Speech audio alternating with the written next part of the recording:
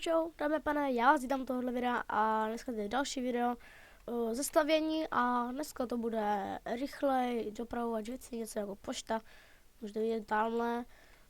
Tady mám ještě Star Wars a Pink Fluffy Unicorn jsem tady dělal, můžete si poslechnout. Fuck. To jsem nechtěl. Teď si to můžete poslechnout.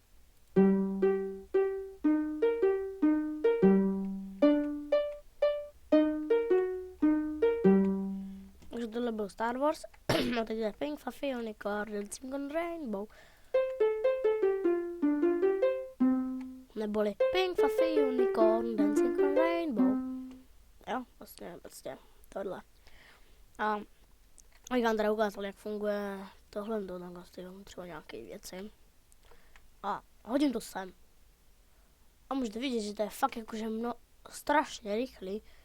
A najednou je to v téhle čestce. Jo? Ano, je to tak lehký, jako to vidíte. Prostě dáte jenom led a takhle vody a vždycky tam je poslední ten blok, tak to musíte zahradit a vám to potom ukážu, že to je fakt docela hodně rychlý, jako. A už to je tady. Takže jak si to postavíme? Budeme potřebovat, pokud to chcete mít jakože do čestky jako já, tak budete potřebovat hopper a čestku. Pak budete potřebovat vodu, nějaký led a budete potřebovat cedulu. Tak a teď konci prostě jenom vyglobete takhle díru. Prostě musíte to udělat takhle. Vlastně.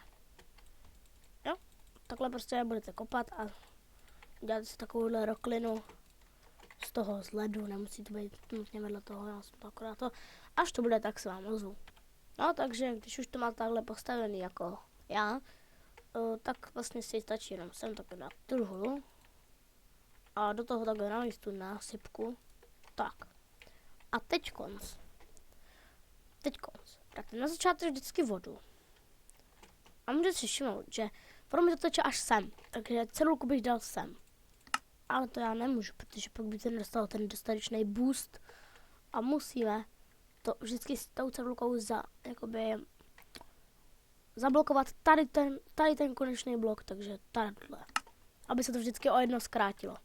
Zase. A zase na ten poslední blok, aby se to o jedno zkrátilo. Protože pak, když to je tak malý, tak to má malý boost a to potom tak to je rychlejší. Tak. Tady na konci dáte na tu čestku takhle. A vlastně už jenom tohle, pokud to chcete mít také do čestky. No a teď, když si tady vezmu nějaký, já nevím, věci takhle. A hodím to tam. Tak vidíte, že to je fakt jakože...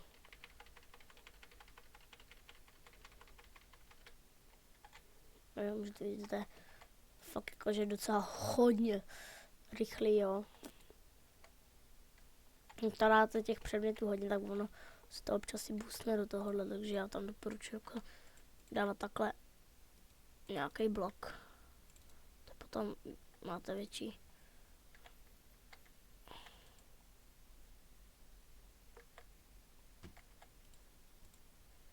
Musíte tam dát nějaký půl blok teď teda. Takhle a takhle.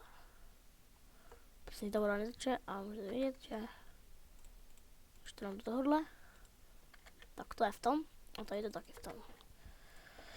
Takže to je, když si to budete třeba, když byste chtěli dělat nějaký troll, nebo ne troll, ale třeba když by váš kámoš měl takhle koš, aby byste přímo pod ten koš, kam by on to házel, dali tady to, no tak si myslím, že to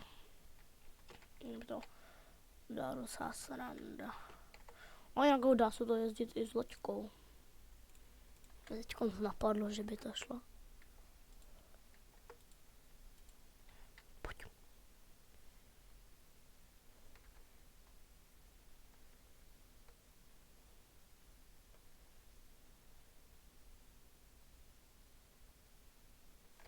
To jsem potřeba mít ty dva bloky vedle sebe, takže já to zkusím postavit, jestli půjde i s loďkou. A když tak se vám ozvu, že by to mohl být takhle hodně rychlý transport. Takže nastavím vodu. A hned se vám ozvu. Čau. Takže jsem zase zpátky a doufám, že to bude fungovat. Mohlo by teda. Počkej, odblokuj se z těho břehu. A. Jo, je to jakože speeder. Je to takový trošku rychlejší než normální loď. No, tady jsou vždycky zaseknuté, takže... Zkusím nějak vymyslet. Že když to bude sem...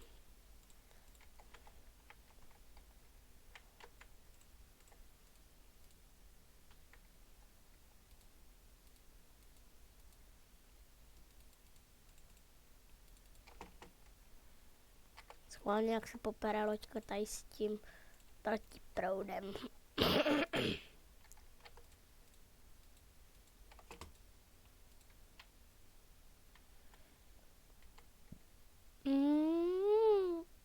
What? Jako really. Really.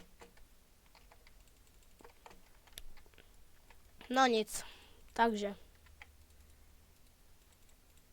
S loďkou to není moc jakože úspěšný.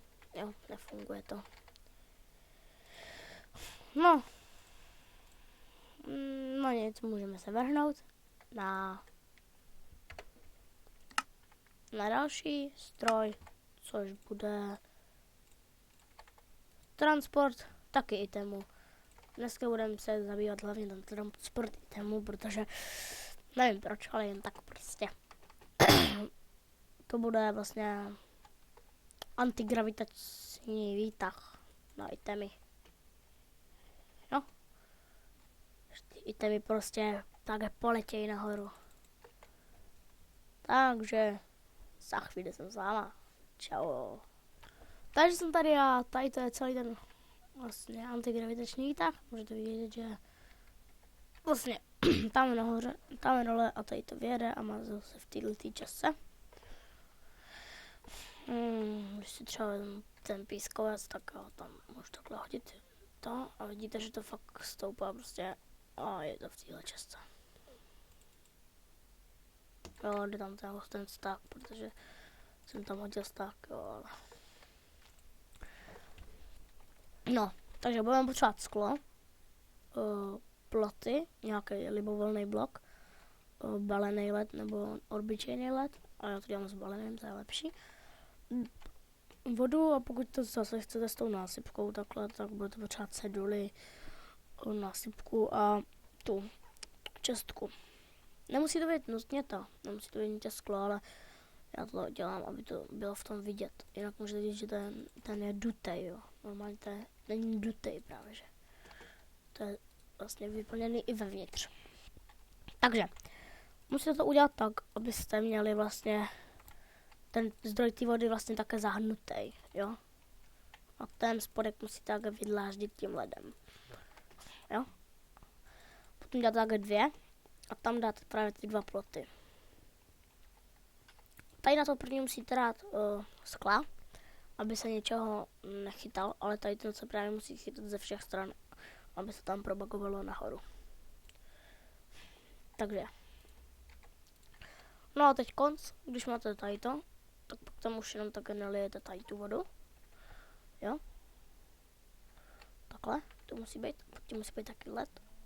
No a pak už jenom vlastně zaděláváte takhle. Jo, až to budu mít, tak se vám zase ozvu. Tady ten slime block. Přesně tenhle ten. To je posvátný slime block tady to. Tady to je přesně posvátný slime block. Ne, dělám si zásrandu. Takže už jsem to vlastně udělal. A vlastně tady už tady jde ta voda. Já jsem to vždycky také ze spodu to zadělávám, protože někdy to blbne a ono to prostě vylítne jakoby takhle pryč. Jo, třeba. Někdy to vylítává, tak já to vždycky také zadělávám, aby už to nevylítalo potom. A když budete mít třeba dvoupatrový barák, tak to můžete udělat tak, že takhle on to sem přijde. A když tady v tom druhém patře, tak si to také vezme.